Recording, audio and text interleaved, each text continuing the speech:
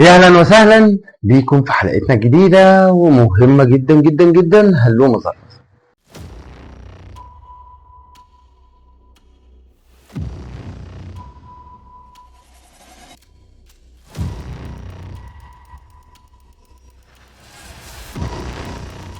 بعد ما فصصنا اساسيات التربية الايجابية وعرفنا ازاي نتعامل مع الغضب وازاي نبني الثقة بالنفس عشان ولادنا ما يكبروش مهزوزين، وازاي نقول لا من غير ما نحس ان احنا ظالمين ووحشين، النهارده بقى هنركز على حاجة. طبعا الحلقات اللي فاتت وتقدر ترجع لها ما تنساش.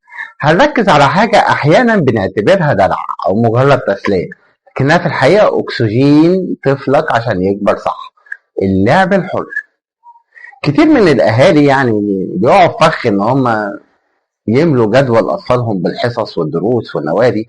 كل ده طبعا مهم وعلى عيني وراسي، لكن في زحمة التنمية والاستثمار في الطفل دي اللي بقى مبالغ فيها بننسى أهم استثمار ممكن نعمله: إننا نسيب الطفل يلعب براحته، يكتشف الدنيا، يبدع، يكون المدير الفني بتاع نفسه كده.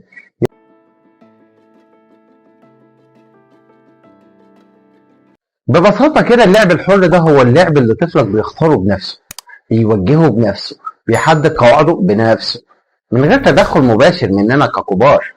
مفيش هدف تعليمي مباشر محدد مسبقا من الأهل، يعني مش لازم يطلع دكتور من اللعبة دي. يعني الطفل هو اللي بيختار الأدوات والمكان والوقت والحاجات اللي هيعملها ويعمل إيه وفين وإمتى.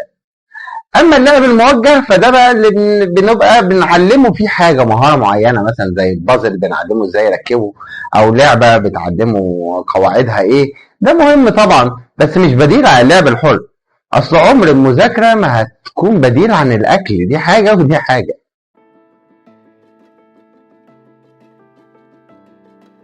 اللعب الحر ده ليه فوائد سحرية بتأثر على كل حاجة في شخصية طفلك. يعني من الآخر كده بتنمي الإبداع والخيال مثلا عنده. ما بيلعب بحرية بيبقى هو مصنع الأفكار، بيبتكر قصص كأنه كاتب سيناريو، بيحول الكرسي القطر والبطانية البيت ويحلم. ده بيبني عنده مهارة مهمة جدا اسمها مهارة حل المشاكل والتفكير بره الصندوق كده، ويبقى مبدع كده، بني آدم كده جامد. تبني ثقته بنفسه وازاي يعتمد على نفسه. لما بيختار لعبته وينجح فيها لوحده بيحس بالإنجاز وإنه بيقدر يتحكم في نفسه، وده بيعزز ثقته في نفسه. بينمي كمان مهاراته الاجتماعية والعاطفية. في اللعب ده مع أطفال تانيين بيعلموا التفاوض، ازاي يتعاون مع صاحبه، يحل المشاكل اللي بتحصل، يستنى دوره. فهم مشاعر الناس والتعاطف معاهم ده بيخليه دبلوماسي من هو صغير.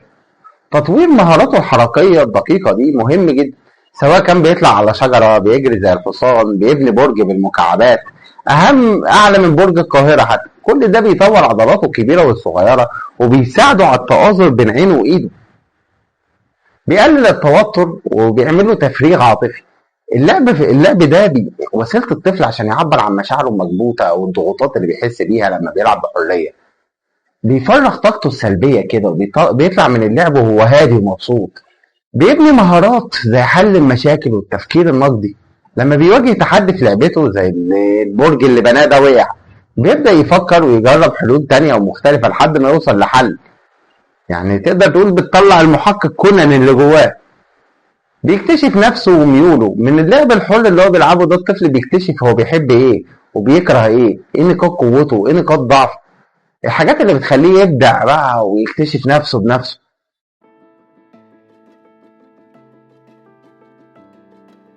الموضوع بسيط ومش محتاج تكاليف ضخمة، الأهم هو تغيير طريقة تفكيره. بص يا صاحبي، وفر له مساحة أمان مفتوحة، سواء في البيت بقى في جنينة عامة، المهم تكون في مساحة للطفل يتحرك فيها براحته من غير ما تخاف عليه طول الوقت بقى، متبقاش مراقبه كده، عشان يعمل اللي هو عايزه وبمزاجه. وفر له أدوات بسيطة وتنفع يعمل منها حاجات كتير زي المكعبات، الصلصال، الألوان، الورق، الكور، الصناديق الفاضية، القماش. يعني حاجات دي بسيطة لكنها بتشجع خياله قوي، بيقعد يفكر ممكن يعمل منها ايه. كل ما اللعبة كانت بسيطة كل ما العيل بيطلع فنان اكتر. اتجنب انك تتدخل زيادة عن اللزوم، خليك ملاحظه من بعيد، ما تديش تعليمات الا لو هو طلب منك ده. ما تصلحش اللعبة اللي هو عملها غلط من وجهة نظرك، سيبه يكتشف هو انها غلط لوحده ويصلحها، ما تعملش فيها عبقري زمانك يعني.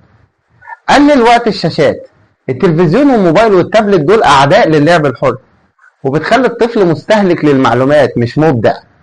خصصوا وقت معين للشاشات وتحكم في ده والزموا بيها، مهم جدا. زي ما بتتحكم في الوجبات كده مثلا، اسمح لهم ان يكون عندهم ملل. اوقات الملل دي المعمل اللي بيشتغل بيبدع فيه الطفل، بيولع كده دماغه. ما تجريش تملى وقت فراغه باي نشاط، يعني سيبه يزهق، ايه المشكله؟ هيبدع. شجعهم على اللعب في الطبيعه لو متاح، يعني سيبهم يلعبوا في الجنينه، في الرمله، في الميه، يستكشفوا اوراق الشجر والحشرات. ده بيبني عندهم يعني علاقه قويه بينهم وبين الطبيعه. خليه يتنفس هواء نقي، ما تحبسوش. ما تزودهاش في تنظيم اللعب، يعني سيب مساحه للفوضى الابداعيه. مش لازم كل حاجه تكون مترتبه بيرفكت يعني طول الوقت، هو مش معرض صور يعني.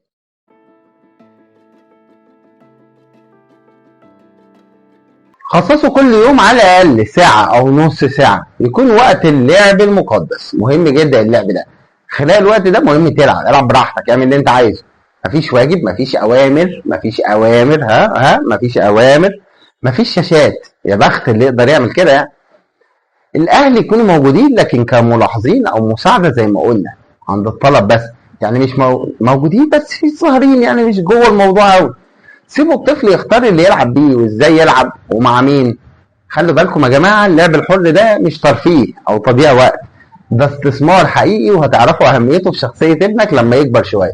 هيبقى عنده قدرات على التفكير والإبداع وإزاي يحل مشاكله ويتعامل مع الحياة. لما تدي طفلك مساحة للعب الحر، أنت بتديله فرصة إن يكون هو قائد رحلة نموه. شفت كلمة كبيرة إزاي؟ يعني خليه هو الكابتن كده. جهزوا أسئلتكم واستنونا في الحلقة الجاية من هلو ماذر فاذر، اللي هنتكلم فيها عن أهمية القراية للأطفال وإزاي نخليها عادة محببة. دي بقى حلقة هتخلي عيالنا دودة قراية إن شاء الله. قولوا لنا إيه أكتر حاجة بتلاحظوها على أولادكم لما يلعبوا بحرية. شاركونا في التعليقات عشان نستفيد من خبراتكم العظيمة دي، ونقدر نخلي أولادنا يلعبوا أكتر وأحسن ويتعلموا من ده. نشوفكم على خير الحلقة الجاية، وما تنسوش إن هلو ماذر فاذر عشان ولادنا يستاهلوا أحسن تربية. سلام.